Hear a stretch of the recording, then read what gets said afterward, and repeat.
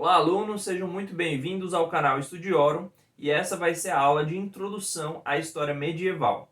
Pessoal, olha só, a Idade Média ela começa justamente no fim do Império Romano Ocidental e esse fim ele se deu por causa das invasões dos povos bárbaros.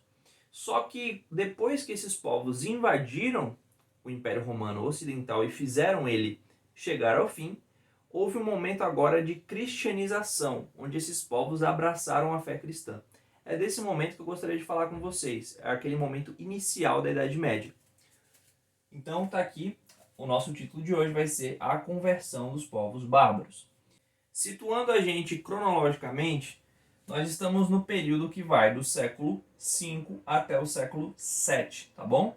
Então aqui, ó, entre 400 e 500 é o século V, entre 500 e 600 o século VI e 600 a 700 o século VII, tá bom? Então são 300 anos aqui. Bem, logo no século V, como eu falei, a gente vai ter a queda do Império Romano Ocidental. Então tá aqui, por volta do ano de 470, 475, a gente tem a queda do Império Ocidental. Vamos entender então quem eram esses povos bárbaros, tá bom? Quando a gente se refere a povos bárbaros no contexto romano, a gente está falando principalmente desse grupo de povos aqui. Esses povos eles vieram do norte da Europa, ali naquela região que seria o norte da Alemanha, por exemplo, ou dos Países Baixos, ou a própria Dinamarca, tá bom? Esses grupos aqui eu gostaria de destacar 5 com vocês. Os godos a gente pode dividir em 2 grupos, os visigodos e os ostrogodos. Os visigodos significam os godos do oeste e os ostrogodos são os godos do leste, tá bom? A gente tem também os vândalos, os anglo-saxões, os lombardos e os francos. E aqui eu coloquei justamente os territórios em que esses povos germânicos, que os romanos chamavam de bárbaros, eles se instalaram. A Hispânia, a África, a Britânia, a Itália e o Sacro Império Romano Germânico. Pessoal, para ficar mais claro para vocês, olha só. Quando eu estou falando de Hispânia, eu estou falando de toda a Península Ibérica, tá bom? Toda a Península Ibérica. Era assim que os romanos chamavam aquela região. Quando eu falo de África, eu estou falando de África do Norte, não a África inteira, mas apenas aquela África que é banhada ali pelo mar Mediterrâneo, tá bom? A Britânia, a gente precisa pensar na Grã-Bretanha. O que é a Grã-Bretanha? É aquela ilha maior que forma aquele arquipélago ali de ilhas britânicas. Então a Grã-Bretanha significa Bretanha grande, então é aquela ilha maior. Porém, a província romana da Britânia, ela só ia até a metade sul daquela ilha. A metade norte, ela ficou com os povos celtas. E essa metade norte ficou mais isolada, então a gente não vai falar tanto dela. Os anglo-saxões, no caso, vão se instalar na Britânia, e por isso que ela vai passar a se chamar depois Inglaterra. Então o nome Inglaterra vem do nome anglo. No francês, quando a gente fala o nome da Inglaterra em francês, a gente fala de Angleterre, ok? Angleterre, porque vem de anglos. Então, trocando o A pelo I, Inglaterra, certo? Os lombardos já foram uma outra tribo germânica que se instalou na Península Itálica, tá bom? Na Península da Itália.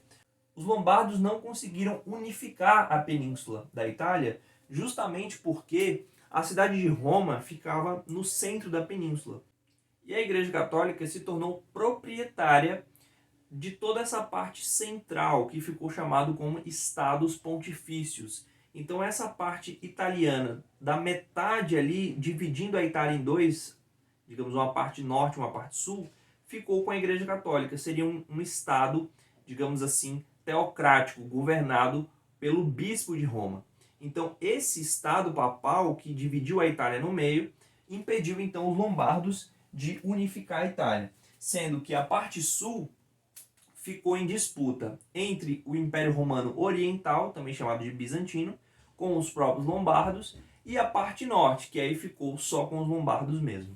Por último, eu gostaria de destacar os francos. Os francos foram aqueles que criaram um novo império, tá? Então, quando a gente fala de francos, a gente está falando da região central da Europa continental, tá? Então, olha só, pensa comigo. Onde a gente tem hoje a França, a Bélgica, os Países Baixos, a Alemanha, a Suíça, certo? Toda essa Europa continental, essa Europa central, ela foi dominada pelos francos. E esses francos unificaram todo esse território. E esse território, como era bastante grande, ficou conhecido então como Império Romano, entre aspas, porque os francos queriam se associar com os romanos. Para diferenciar o Império Romano Ocidental, que havia caído já no século V, desse novo império que os francos quiseram agora erigir, se colocou esse adjetivo, sacro. Então, sacro império, a gente está falando de um império germânico, tá bom? A gente está falando do Império Germânico. Pessoal, e vocês podem estar se perguntando agora, Rian, o que aconteceu com os romanos? Eu sei que o Império Romano caiu, eu sei que isso gerou uma certa anarquia, mas toda aquela população romana, os nobres romanos, aqueles que estavam na aristocracia romana, o que eles fizeram? Qual foi o destino deles? Bem, então vamos lá. A aristocracia romana, depois que houve essas invasões bárbaras, eles tomaram duas direções. Aqueles que tinham propriedades rurais, ou seja, você é um general romano, mas você também tem terras ao seu dispor, você é dono de terras. Então você não é um plebeu, você é um patrício. Patrício é aquele que tem dono, é dono de terra, certo? Eles fizeram o quê? Eles se recolheram nas suas propriedades rurais. Por quê? Quando os invasores bárbaros germânicos vieram do norte, né, para o sul, invadindo o império, eles focavam nos centros urbanos. Era lá que estava a riqueza, era lá que estava tudo aquilo que eles queriam, né? Então o que a aristocracia romana faz? Pensa, olha, eu não preciso estar aqui. Se eu tenho propriedades rurais, é como, pensa assim, aquele seu tio, aquele seu avô, até mesmo seu pai, que vocês moram numa cidade, numa capital, mas sempre nas férias vocês gostam de ir para uma fazenda, para o sítio, né? O seu pai tem uma casa ali numa chácara e vocês gostam de passar um tempo lá durante as férias, ver os animais e tal. Então esses nobres romanos eram assim, eles tinham propriedades rurais, às vezes grandes, bastante grandes, e quando houve essas invasões eles disseram, a melhor forma de eu me proteger, de eu proteger a minha família, de eu proteger os meus bens, é eu migrando para o interior, para essa zona rural e abandonando as grandes cidades. Uma segunda opção para esses nobres foi justamente a carreira clerical, ou seja, eles se tornaram membros do clero católico. Quando a Igreja Católica surgiu e foi oficializada pelos imperadores romanos, como Constantino e Teodósio, então a sociedade romana passou a ter agora dois poderes, duas autoridades, né? Dois mestres, digamos assim. Tanto o imperador quanto os bispos, tanto o Estado quanto a Igreja. Então essas duas instituições, elas detinham o poder, tanto civil quanto espiritual, sobre a sociedade romana. Uma vez que o Império caiu, mas a Igreja continuou de pé, então a forma como muitos aristocratas romanos pensaram que poderiam se manter em uma classe de elite, uma classe com privilégios, uma classe com poderes, o que eles fizeram? Eles entraram para essa oportunidade que era a Igreja Católica. Então olha só, o bispo é aquele que tem uma autoridade espiritual. É ele quem ordena os padres, é ele quem ordena diáconos, é ele que tem sacramentos que só ele pode fazer. Então, dentro de uma determinada região, as pessoas que moram ali estão vinculadas, como que subordinados ao bispo, tá? Então, por isso que os romanos disseram assim, não, uma forma de eu me continuar numa classe boa, socialmente falando, é eu entrar para o clero. Porque se eu for tentar enfrentar os bárbaros, eu vou perder. Eles são muito violentos, eles são muito fortes, eles são bastante guerreiros. Então eu vou tentar domar eles através da religião. É nesse momento aqui, gente, que praticamente acaba o sistema de escravidão do antigo mundo romano. Aí você pode pensar assim, nossa, Ria, mas escravidão não é uma coisa moderna? Não foi lá no século XV, XVI que começou a ter escravos negros, africanos e tal? na verdade, se a gente for olhar historicamente, a escravidão é muito mais antiga que isso. Então, desde antes do Império Romano surgir, já existia a ideia de escravo, né? Já existia. E dentro do mundo romano, vários povos foram escravizados, não só povos africanos, mas povos europeus também. Então, por exemplo, os eslavos, que eram povos dos Balcãs, povos do leste asiático. Essa palavra eslavo foi que deu origem à palavra escravo. Então, a escravidão estava para povos de pele branca também nessa época. Só que o que aconteceu? Quando o Império Romano caiu, a igreja ela fez uma intervenção socialmente para mudar essa realidade. Uma vez que ela queria que todos os homens, ou seja, aqui eu falo homens e mulheres, né? Toda aquela sociedade agora que estava debaixo da sua autoridade, ele queria que todos eles fossem verdadeiramente cristãos, então ela queria também que esses fiéis não fossem escravos, porque a igreja nunca entendeu a escravidão como sendo algo bom, apesar dela ter tido tolerado durante muitos anos a escravidão, mas ela nunca incentivou a escravidão oficialmente.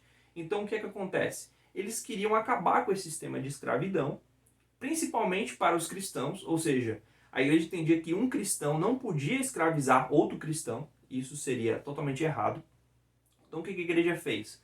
Ela mudou o sistema. Disse assim, olha, a partir de agora, a gente vai passar para um sistema de servilismo. O que é o servilismo? O servilismo, ele não é tão melhor do que a escravidão. Ele também é um sistema muito pesado, um sistema que demanda muito a força física, né, de trabalhar fisicamente. Mas o servilismo, ele é um pouco mais justo do que a escravidão. Óbvio que a escravidão é totalmente injusta. Então o servilismo é um pouquinho mais justo. O servilismo, como é que acontecia o servilismo? Olha, você era servo de um nobre e você podia usufruir das terras desse nobre. E você trabalhava nas terras dele como se você estivesse arrendando as terras dele. E você trabalhava ali, produzia uma quantidade de alimentos, e aí do que você produzia você destinava uma parte, como que um dízimo, ou seja, uns 10% mais ou menos, você destinava para esse nobre.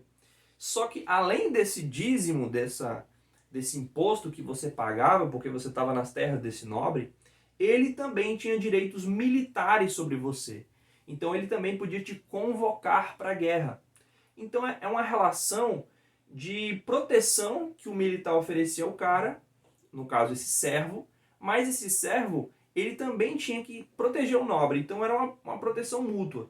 Ele podia mandar em você militarmente, você tinha que ir para a guerra junto com ele, mas ele sempre fazia isso visando o quê? A proteção de todos os seus servos. Então esse nobre não queria que esses servos fossem mortos, certo? Porque senão ele não ia ter gente para trabalhar para ele. Pessoal, o último tópico que eu gostaria de falar aqui para vocês é justamente o fortalecimento da Igreja Católica nesse período aqui. Por que a Igreja Católica se fortaleceu? Olha só, lembra que eu falei que a aristocracia romana, muitos deles entraram para a igreja para ser bispos, para ser padres, certo? Eles, quando entraram nessa carreira clerical, eles passaram a ter um desafio agora. O desafio era converter esses povos aqui, tá? Eles precisavam cristianizar esses povos. Então, todos esses povos, eles não tinham uma tradição monoteísta.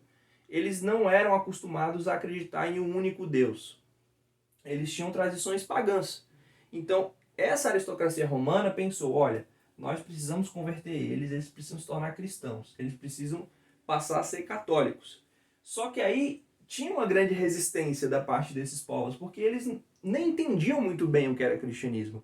Eles entendiam que o cristianismo era uma coisa boa, porque ele via que o cristianismo estava associado com a cultura romana, e eles achavam bonito a cultura romana. Então, por exemplo, na cultura romana você tem poetas, você tem retóricos, você tem filósofos, e entre esses povos, essas ciências não eram desenvolvidas. Eles não tinham grandes cientistas nesse sentido.